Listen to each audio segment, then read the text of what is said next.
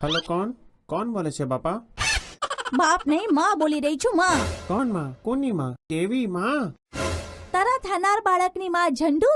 ભૂલી ગયો? હવે પાછલી દિવાળી ઉપર જ કર્મકાંડ કર્યું છે તે. અચ્છા તો મામલો અહીંયાનું ત્યાં થઈ ગયો શું? અહીંયા ને ત્યાં નહીં, અહીંયા જ થઈ ગયું છે. 4 મહિનાની પ્રેગ્નન્ટ છું હું. શું આ બાબત કોઈ બીજાની તો નથી ને? અરે ચાપલા, નવા બીજ નાખીને બહાણો બનાવે છે શું? શું મતલબ? મારો મતલબ છે કે તે નવો બીજ લગાડી દીધું મારું લોખડું. શું લોખડું બોલી રહી છે? તો હવસમાં આટલી બધી અંધી થઈ ગયેલી કે પોતાના સંસ્કાર જ ભૂલી ગઈ તું? હા, તું તો બહુ સંસ્કારી છે ને. તારા સંસ્કારનો કાલથી 5મો મહિનો લાગી જશે. અરે કન્ડિશન જ એવી હોય કે કોઈ આદમીથી કંટ્રોલ ન થઈ શકે. હા ચાલ, લઈ લીધું ને મજા તે. ચાલ હવે હું હોટલમાં તારી રાહ જોઈ રહી છું. હા આવું છું. મારા બાપને નીકળવા લે અહીંયાથી પહેલા.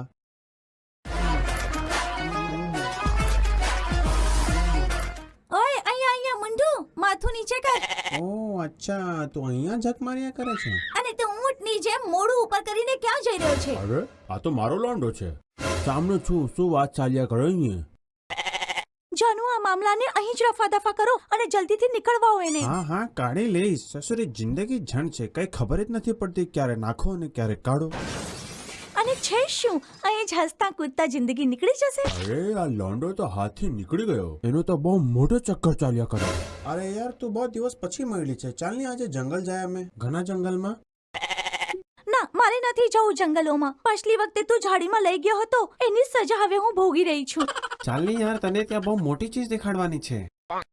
અચ્છા, એવું શું છે ત્યાં? ત્યાં બે પહાડીના વચ્ચે એક ઝાડી છે. તે ઝાડીના વચમાં કૂવો છે. તે કૂવો મને જોવાનો છે. હા, તો એ કૂવામાં કૂદીને મરવું છે શું તારે? અરે નહીં, મને જોવાનું છે. તે જોવા માટે મેં બેચેન થયા કરું. હા તડપે જેવી છે. મને પણ એક અરસો થઈ ગયો ત્યાં જઈને. તો જલ્દી જોઈને આ, હું અહીંયા જ છું. અરે તારા વગર મેં કેવી રીતે જોઈ શકું? શું મતલબ છે? હું સમજી નહીં. અરે બંને મળીને સાથે જોઉં ને. આજ તો ફાયદો છે ગર્લફ્રેન્ડ રાખવામાં.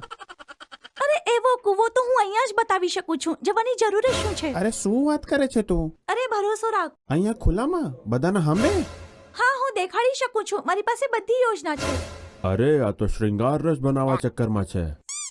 અહીંયા પબ્લિક પ્લેસમાં શરમ નથી આવશે તને? અરે શરમ છે નહીં, એ તો આપણો પર્સનલ મામલો છે ને. અરે બધા શું વિચારશે? અરે વિચારવા દો, જે વિચારવું હોય. મારી મરજી, મારી ચીજ છે. કોઈને પણ દેખાડી શકું છું. અરે આ બંનેનું પ્રેમ તો ચરમસીમા પર પહોંચી ગયેલું છે.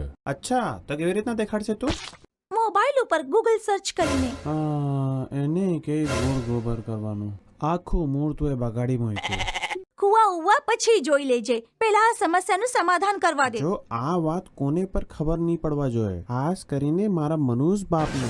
વાહ બેટા, તારી આ લીલા પહેલા તો મજામાં પ્રેમમાં આંધળી થઈને તારું નાયખું ઈરાદા બનાવ્યું. મને ખબર બી નહીં પડી અને મેં દાદા બની ગયો. હવે કઈક કર ને લંગોર. સફાઈના વિષયમાં કઈક વિચાર્યું છે? હા સફાઈ અભિયાન ચાલ્યા કરે દેશમાં. સફાઈ તો બહુ જરૂરી છે. બધા લોકો પોતપોતાના સામે સફાઈ મૂકે. અરે લલ્લુ, હું આ સફાઈની વાત કરી રહી છું. તો બીજી કઈ સફાઈ? અચ્છા સવારે જ આખા ઘરની સફાઈ કરીને આવ્યો છું. અરે ઝંડુ, હું અંદરવાળી સફાઈની વાત કરી રહી છું. અબે તારી તો આ છોકરી આખી ઉસ્તાદ જ છે. પોતાના ટાઈમની તો સુપરસ્ટાર થયા કરે. અચ્છા અંદરની સફાઈ, તેના માટે તો શેવિંગ મશીન લાવ્યો છું મેં. હું તારા કર્મકાંડની વાત કરી રહી છું. એનો તો કઈક સમાધાન કર. હા કરીએ છે ને જાનુ, કરીએ છીએ આપણે સમાધાન. થોડુંક સબર તો રાખ. તું તો તાંડવ મચાવ્યા કરે. પણ ક્યારે? 4 મહિના હજુ વેટ કરી લે. ન થઈ જશે ને સમાધાન પણ થઈ જશે ઓટોમેટિક. અરે તો ગાંડો, લગ્ન જ કરી લે ને. દાદી, આ કઈ ચડિયાનું નામ છે? હું તારા ઉપર દાવા કરી દઈશ. તારું મોઢું કાળું કરાવી દઈશ. અંદર કરાવી દઈશ, અંદર. અરે ગાંડો મારી ભાવનાની સાથે રમે છે. અરે ની મેં તો તૈયાર છું શાદી માટે. માં તો માની જ જશે અને બાપ માની તો ઠીક, નહીં તો એમના ખાટલાના નીચે બોમ્બ લગાવી દઈશ. બોમ્બ. આ હું વાત કરે. આજકાલના લોન્ડા તો બદમાશ થઈ ગયેલા છે. અરે સાંભળો છો? ક્યાં ગઈ? દોડતો આવતો છું. મારી સાંસ ફૂલી ગઈ. ઓય, મારી માં આના વિષયમાં કઈક કહેતા નહીં. નહીં તો આનો પરિણામ સારો નહીં હોય. અરે મેં પોતાની સાસની વાત કરતો છું. તો હું શું તમારા બાપની વાત કરી રહી છું? હું પણ એમની જ વાત કરી રહી છું. અચ્છા સાંભળો, એવી ખબર લાવ્યો છું જેને સાંભળીને તમારો કલેજો ફાટી જશે. સાંભળો તમારા લોંડાની કરતૂત. હા બોલો, શું કર્યું છે આપણો દીકરો? કોઈની બાયડીની ભગાવી લીધું? ભગાવીને જ નથી લાવ્યો છે, એને તો માં પણ બનાવી નાખી છે અને શાદી પણ કરવાની છે એના સાથે. શું વાત કરી રહ્યા છો? કોની સાથે મોઢું કાળું કર્યું? કોણ છે ડાયન જેની સાથે લમલાટ થયો છે? અરે છે કોઈ ચાલતી ચડિયા, ચાલતી ફરતી આવારા સડક છાપ છોકરી છે તે. આવી જા લલ્લુ, ક્યાં મોઢું મારતો ફરી રહ્યો છે પોતાના બાપની જેમ? અને છોકરી કોણ છે? માં આ બહુ બનશે તમારા ઘરની. અરે ક્યાંથી ઉપાડી લાવ્યો છે આડી તેડીને? હું તો મોટા દહેજના ચક્કરમાં હતી. આખી ઇજ્જત ખરાબ કરાવી નાખી દેતો. માં આ દહેજ ઇજ્જત એવું બધું કઈ નહીં રહી. બહુ તો તારી આ જ બનશે કારણ કે તારો પોતો આના પેટમાં છે. હે ભગવાન, આ છોકરો એ સાંભળીને પેલા મારા કાનના પડદા ફાટી કેમ નહીં ગયા? મમ્મી, આ બધું અચાનકથી થઈ ગયું. હવે તો અમારું લગ્ન કરાવી દો. પેલા તો લગ્ન પછી હનીમૂન થતો હતો અને હવે હનીમૂન પેલાથી જ મનાવી લે છે, લગ્ન પછી થાય છે. માં આ બહુ એવી જ છે જેવી તને જોતી હતી. અચ્છા, કેવી છે? તને બચ્ચા રમાડવાની બહુ જલ્દી રહી ને, તો તને આ 4 મહિનામાં જ બચ્ચા આપી નાખશે. અચ્છા, આટલી ફાસ્ટ છે કે સંસારને વહુઓને પાછળ છોડી દીધી? એની ઉત્પાદન ક્ષમતા વધારે છે શું? નહીં માં, આ પછાડથી જ ફોર્મ ભરીને આવી છે. ઓલરેડી એનો 5મો મહિનો ચાલતો છે. અરે મારો ગાંડો, આ વહુ લઈ આવ્યો છે તું? મારે તો ખાનદાની અને ઇજ્જતદાર વહુ જોઈતી હતી. હા રૂકમાં કાઢી લે આને ઘરથી બહાર. ચાલ નીકળી જા તું મારા અપવિત્ર ઘરેથી.